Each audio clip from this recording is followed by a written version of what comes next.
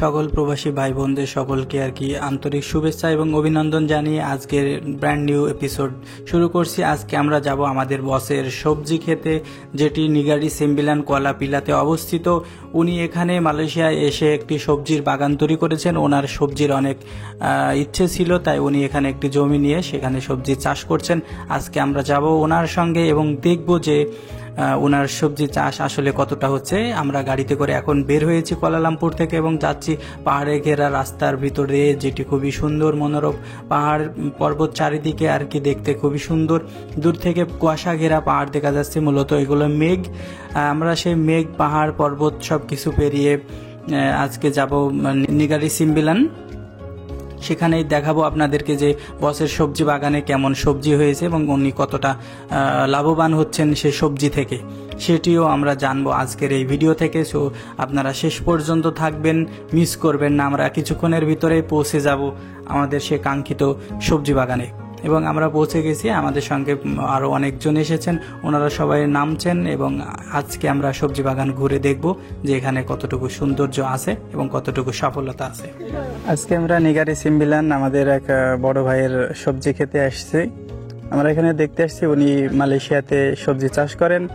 এখানে ওনার বেশ কিছু ওয়ার্কার আছে, উনি বোঝাচ্ছে ওনাদেরকে আর কি যে কিভাবে কি করতে হবে। এখানে বরবটি চাষ করা হয়েছে, যেটাকে ইংলিশে লং বিন বলা হয়। মালয়েশিয়াতে এটা প্রচুর পরিমাণ চলে, সবাই পছন্দ করে। এই পাশে শশার ক্ষেত করা হয়েছে।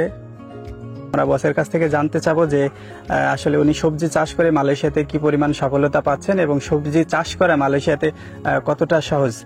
আসসালামু আলাইকুম ওয়া রাহমাতুল্লাহি ওয়া বারাকাতুহু। প্রথমে সবাইকে ধন্যবাদ জানাবো এই ভিডিও দেখার জন্য। সফলতা বলতে আমি সবেমাত্র 3 মাস শুরু করছি, যেহেতু আমি অন্য ব্যবসা করি। 3 মাসের ভেতরে যতটুকু অভিজ্ঞতা বলবো, সবজি শ্রম দিতে পারলে, সময় মতন মেডিসিন সময় মতন পরিচর্যা করতে পারলে লাভজনক, ভালো ফসল। আমাদের বাংলাদেশের চাইতে দ্বিগুণ ফসল হয় মালয়েশিয়াতে, কিন্তু মালয়েশিয়াতে একটা সমস্যা, সে হচ্ছে ঘাস। এই জন্য মালয়েশিয়ার নিয়ম কানুন অনুযায়ী যদি পরিচর্যা করা যায় তাহলে লাভজনক আছে, লাভ করা যাবে। যদি আমরা আমাদের মনের মতন বাংলাদেশের স্টাইলে করি তাহলে হবে না, মালয়েশিয়ার নিয়ম কানুন মেনে। কারণ যেমন আমাদের বাংলাদেশে পলিপ্যাক দেওয়া লাগে না, এই যে একটা পলিপ্যাক দেওয়া আছে, এই পলিপ্যাকগুলো এই মালয়েশিয়া ব্যবহার করা লাগে। যদি এইগুলো দেওয়া যায় এবং এদেশে যে যতগুলো কীটনাশক আছে সঠিকভাবে দেওয়া যায় তাহলে লাভজনক। তবে পরিশ্রম, নিজেকে শ্রম দিতে হবে, নিজেকে দেখতে হবে। যে পরিচর্যা করুক, যেই লাগাক, যদি শ্রম দিতে পারে তাহলে ইনশাল্লাহ লাভজনক আছে। আলহামদুলিল্লাহ, আল্লাহর কাছে শুকরিয়া। এই পর্যন্ত যেহেতু আমি ডিসেম্বরে এই জমিটা নিয়েছি, জানুয়ারি ফেব্রুয়ারি মার্চ এপ্রিল যা আসছে আল্লাহর কাছে শুকর আলহামদুলিল্লাহ। মোটামুটি যেহেতু আমিও মালয়েশিয়ার জন্য আমিও নতুন, আমি যে পুরান তা না, কিন্তু তারপরেও নতুন হিসাবে যেটুকু পেয়েছি আলহামদুলিল্লাহ ভালো। আমাদের বস আজকে ডাইরেক্ট মাঠে এসেছেন, উনি নিজেই কাজ করে দেখাবেন সবাইকে। আসুন আমরা দেখি আজকে উনি কিভাবে সবজি বাগানের পরিচর্যা করেন।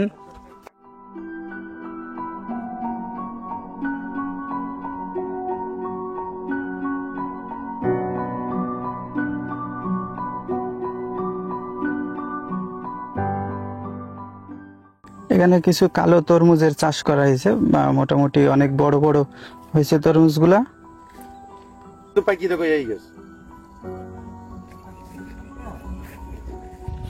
আমাদের বসে তরমুজ টেস্ট করে দেখছেন, এটি যদিও তরমুজটা ছোট কিন্তু অনেক মিষ্টি, অনেক সুস্বাদু এবং ঠান্ডা আছে, তাই খেতেও মজা। আমাদের বস নিজেই কাজ করছেন, উনি নিজের সবজি ক্ষেত নিজেই পরিচর্যা করতে পছন্দ করেন। তার সাথে আমাদের মাহমুদ ভাইও আছে।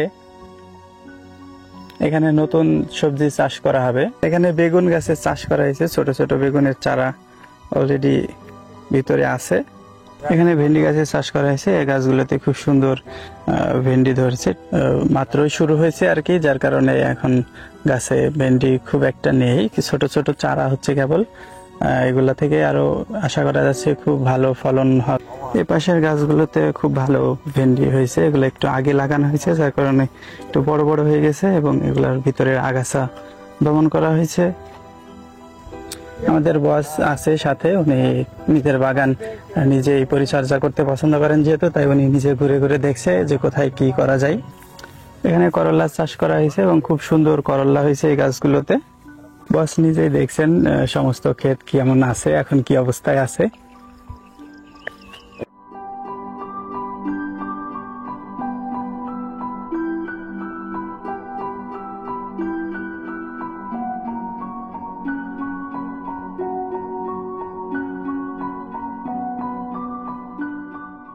এখানে অনেকগুলা ভেন্ডি উঠানো হয়েছে এবং এগুলা খুব ভালো সতেজ কোয়ালিটি দেখা যাচ্ছে, কোয়ালিটি খুবই ভালো। এখানে 3টা ঝুড়িতে 3 রকমের কিন্তু রাখা হয়েছে আলাদা আলাদা করে।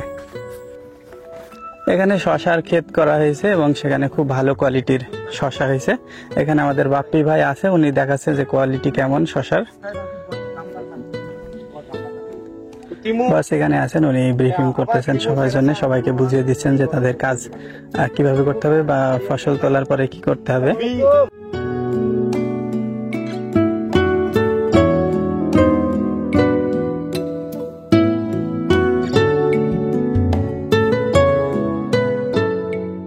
এখানে বেগুনের চারা করা হয়েছে, এখান থেকে এই চারাগুলাই আর কি মূলত এখানে জমিতে চাষ করা হবে, জমিতে লাগানো হবে। এখানে বসের নিজস্ব আর যে পাওয়ার টিলার বলা হয়, এখানে কিছু সবজি চাষ করা হয়েছে, পুঁই শাক মূলত মনে হচ্ছে। এখানে পাহাড়ের মাঝখানে নিরিবিলি জায়গা, খুবই সুন্দর মনোরম পরিবেশ। আমরা ঘুরতে ঘুরতে এখানে একটা বিস্ময়কর জিনিস পেয়েছি, সেটা হচ্ছে যে সাওয়ার সপ, যেটি মালয়েশিয়াতে অরিজিনালি মার্কেটে কিনতে পাওয়া যায় এবং এগুলোর দামও অনেক বেশি। এবং এটি কিন্তু বাংলাদেশে কিছুদিন আগেই ক্যান্সারের রোগের নিরাময় হিসেবে কিন্তু এর পাতার ব্যবহার শুরু হয়েছে। এখানে দেখতে পাচ্ছি আমরা 2টি গাছ আছে এবং 2টি গাছে ফলও হয়েছে অনেক ভালো।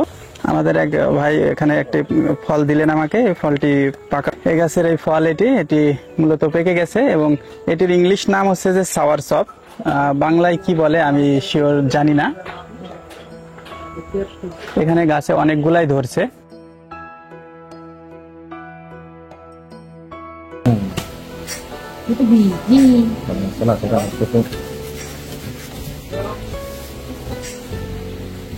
বিসমিল্লাহ। Bagus. Sedap. Bukan bagus. Sidap. Sedap. এখানে বসের নিজস্ব ট্রাক্টর আছে, যেটির মাধ্যমে ওনারা ফসলের জমিতে চাষ করে থাকেন। এখানে ওনার মেশিনও আছে পানি ওঠানোর জন্য। এখানে ওনার গাড়ি আছে সবজি পরিবহন করে অন্য জায়গায় নিয়ে যাওয়ার জন্য। ওখান থেকে মূলত পানি ওঠানো হয়, পানি উঠে সেই পানি দিয়েই আর কি মূলত ফসলে দেওয়া হয়। এখানে যেটা মূলত ঘটেছে, এখানে একটি ছোটখাটো নালা বা নদীর মতো বা খাল বিল যেটাই বলা যাক না কেন, তেমন একটা কিছু আছে। এখান থেকে ওনারা মূলত পানিটা উঠিয়ে থাকেন। এখানে একটি জরাজীর্ণ মসজিদ আছে, যেটি প্রথম দিকে মসজিদ হিসেবে নাকি ব্যবহার হতো উপাসনা করার জন্য, যেটি আমি জানতে পেরেছি, কিন্তু এখন এটি বর্তমানে ব্যবহার হয় না। আমাদের বস নিজে কাজ করার জন্য চারিদিকে দৌড়িয়ে বেড়াচ্ছেন, উনি আর কি নিজে কাজ করতে ভালোবাসেন।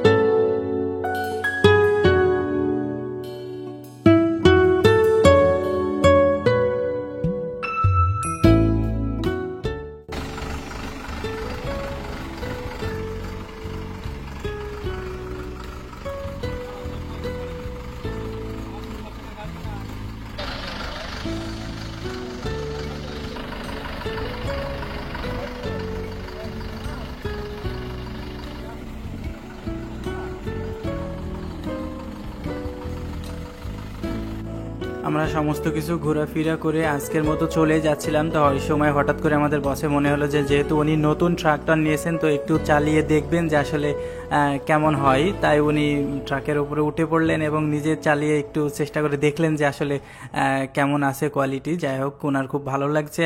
আপনারা সুস্থ থাকবেন, নিরাপদে থাকবেন। সেই পর্যন্ত আবার নতুন একটি এপিসোড নিয়ে আবারও হাজির হব আপনাদের সামনে। আমাদের সাথে থাকার জন্য ধন্যবাদ সবাইকে। আল্লাহ হাফেজ।